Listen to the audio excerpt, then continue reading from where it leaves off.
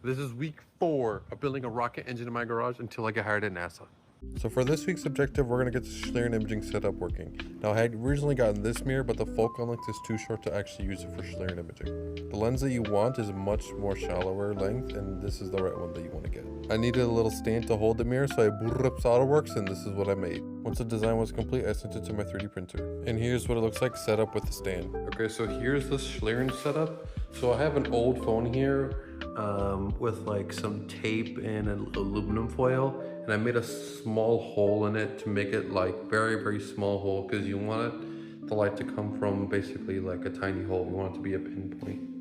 And then the light is coming here towards the mirror, and this mirror is slightly curved, kind of like the moon. This is slightly curved like this.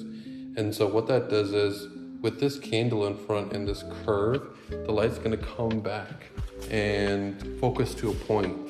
And you can actually see that right there. So it's focusing to a point, and I have my phone set up right here, and this little light is going right into the camera.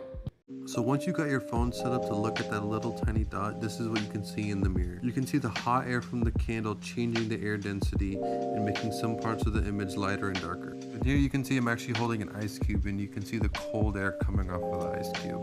And the air looks like this all the time. We just can't see it with our eyes, but with the imaging setup you can.